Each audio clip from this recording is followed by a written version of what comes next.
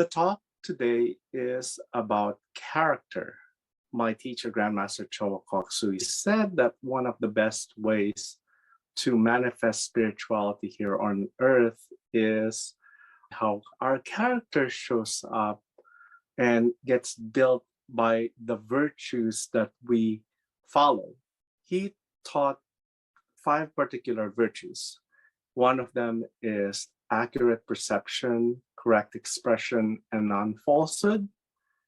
The other one is loving kindness and non-injury. The third one is constancy of aim and effort and non-laziness. Fourth one is generosity and non-stealing. And the fifth one is moderation and non-excessiveness. So the first one is accurate perception, correct expression, and non-falsehood. A good example of that would be being at work and there is a conflict between co-workers, and our ability to observe what's going on and to find out what the conflict is, the accurate perception of what's going on. Because it's important to have that in order to help.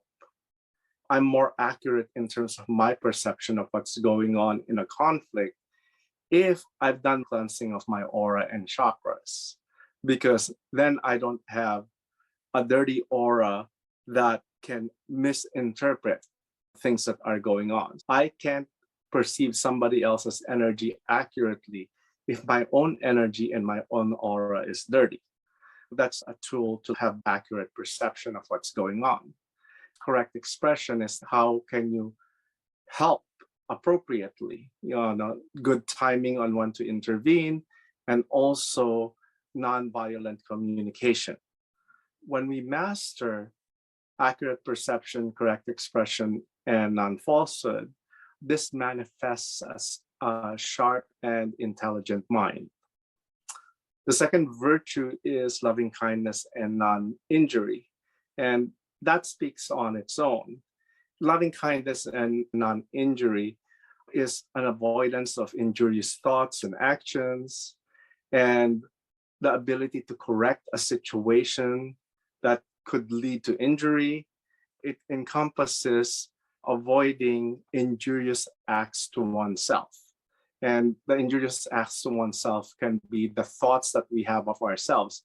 When we make mistakes, do we have inner voices that call us idiot or stupid or even worse? When we master this virtue of loving kindness and non-injury, we have an ability to wield great power. The third one is constancy of aim and effort and non-laziness. We want our targets and goals to be meaningful to our spiritual purpose. We want it to be grounded. We want to manifest things physically that is in line with our spiritual purpose. The mastery of aim and effort and non-laziness manifests as the ability to overcome any obstacles. The fourth one is generosity and non-stealing. Again, self-explanatory.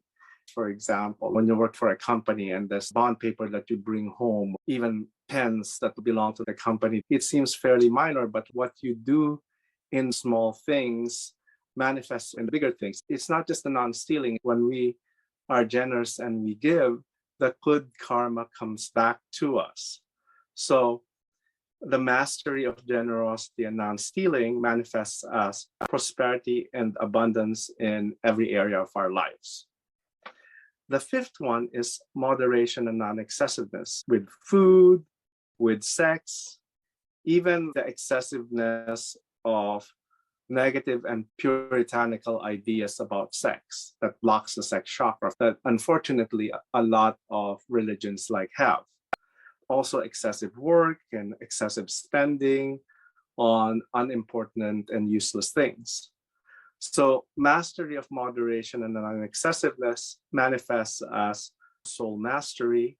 And of course, it manifests also as more time and money to do what is of permanent value.